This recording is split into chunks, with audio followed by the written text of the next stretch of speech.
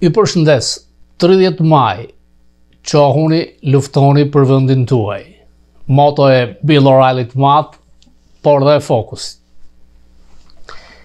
Presidenti Trump ka marrë fitoren e parë, kur gjykata e apelit ka hedhur poshtë një juri me 3 gjyqtar federal, gjyqet e tregtisë ndërkombëtare, që nuk e dija që ekzistonte në Washington, për të ndaluar pjesën më të madhe të tarifave nga presidenti, I cili ka përfituar nga një gjendje e jashtëzakonshme sipas tij, që kalon vendi, pra është anashkaluar Kongresi. Por menjëherë një gjyqtar tjetër federal ka bërë bllokimin e tarifave. Duket se është një lojë midis gjyqtarëve të majtë, të emëruar nga Obama, Clinton dhe Biden, dhe disa gjyqtarë të cilët mund të jenë neokonservatorë real, por nuk janë me zotin Trump. Siç u thash dhe dje, Wall Street Journal ka shpikur një pseudonim për zotin Trump, Taco, Trump always chicken out. Pra sa herë që ka probleme me tarifat, ai largohet si pul, pra I friksuar. Dhe kjo ka ndodhur.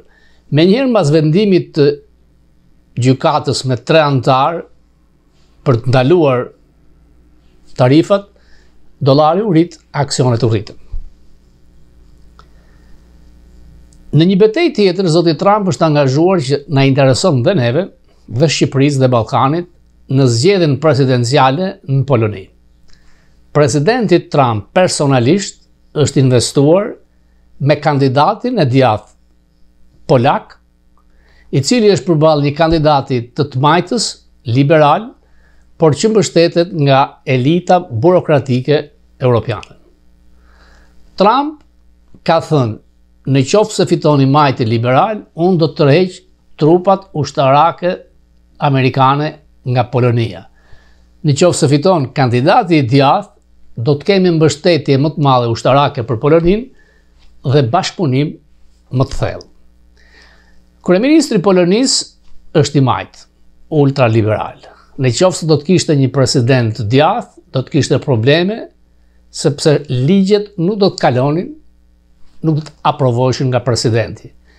Pra sistemi polak ndryshon nga sistemi në Shqipëri. Natyrisht që Shqipëria nuk e ka rëndësinë dhe interesin amerikan njësoj me Polonia.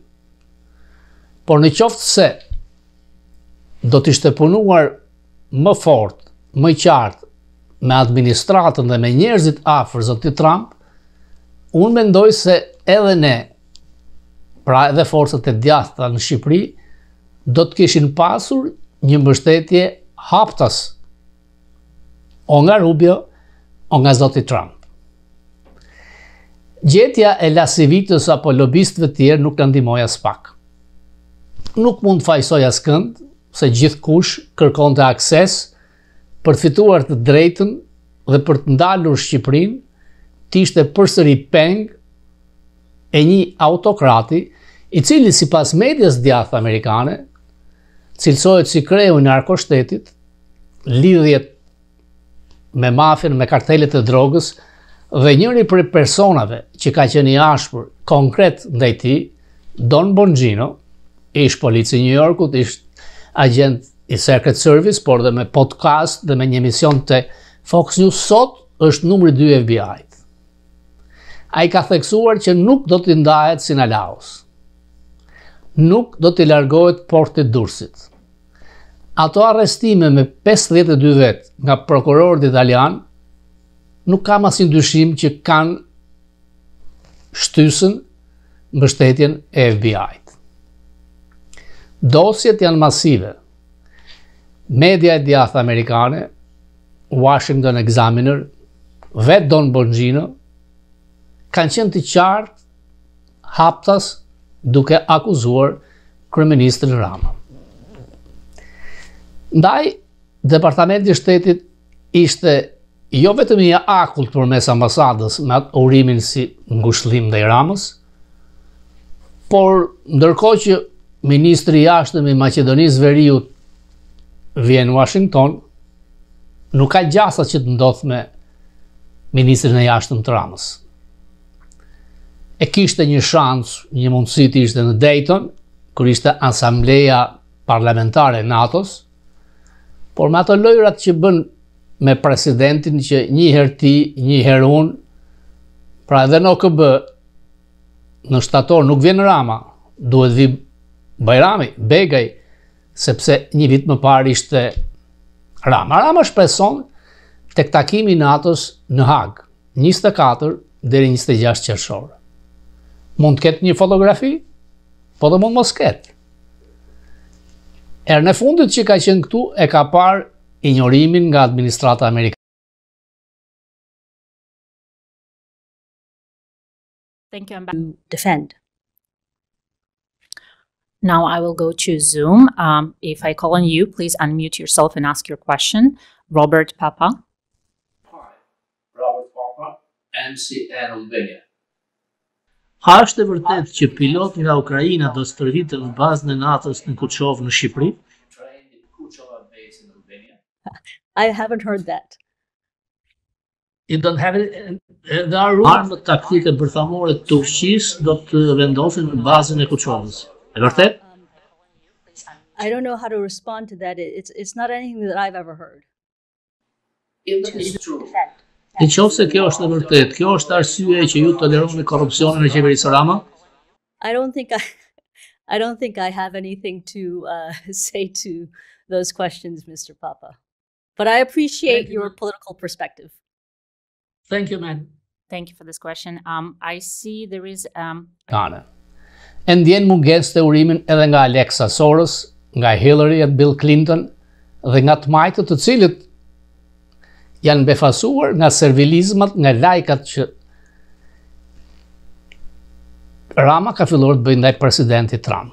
Natyrisht ka investuar thellësisht te Kushneri dhe ndri mediokri i zotit Trump, duke falur Sazanin dhe premtimet të tjera të bujshme, nuk besoj se e blen dot eshtjen. Jo vetëm i akull, po ngrica e departamentit amerikan të shtetit do të vazhdoj.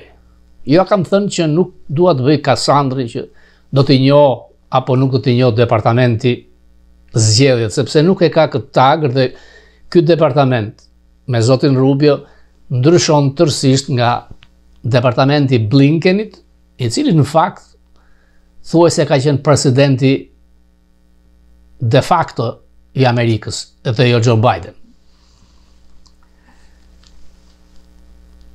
Rubio ka qenë në hearing në Kongres, në aprovimin e buxhetit dhe kërkohet një revolucion, një shkurtim masiv. Fillimisht ishte menduar për 130 shkrirje byrosh dhe zyrash, tashmë ka shkuar në 300. Për shembull, nuk do të ekzistojë më byroja e demokracisë dhe drejtave të njerëzit, ajo byro që merrej me leksione demokracie për zgjedhjet dhe shumë byro tjera. Por ende, nominimet po ecin me ngadalësi. Kanë kaluar vetëm 10 ambasador, numri 2 është aktiv Landau, shefin e kabinetit ja ka emëruar Trump, zëdhënësën e shtypit gjithashtu e ka emëruar Trump, është një nga 30 gazetarët e Fox News që ka marrë një post. Tammy Bruce na ka dhënë akses, sidomos edhe mediave, jo Reuters e këto media të mëdha, por dhe media si ne, por më shumë nga krahu i djathtë. Aksesi ndryshon tërësisht, megjithse për fokus, të jem realist, mundësia më është dhënë edhe me administratën e kaluar, kam bërë pyetje ndërhyrje me jurikim, me numrin 2 departamentit. Do të kemë më vonë sot përsëri një fokus special me ambasadorin Bolton. Do të pyesë a ka në një tagër departamentit të njoh a mos njoh zgjedhjet, ai ka qenë sekretari i shtetit. Çfarë ka menduar Trump për Ramën kur e ofendonte me fjalët më përbuzëse, dhe si mendon ai të ardhmen e situatës në Shqipëri mbas fitores, mbas farsës së zgjedhjeve. Jo përshëndes. Ju kujtoj, abonohuni falas të kanali në YouTube. Sa më shumë abonent, aq më të mëdha mundësitë të sponsorëve për të vazhduar më gjatë dhe me më shumë informacion për ju. Ju falenderoj.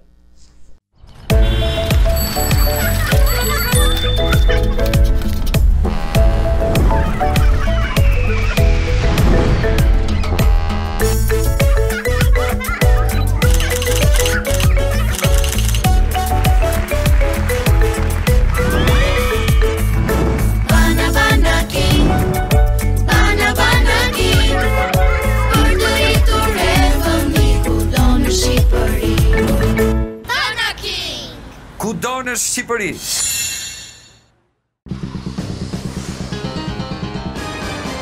Edhe parë do hap, edhe gjak do derë. Ramiz Alia. Hipokrit e servik. Plak e agjenturës.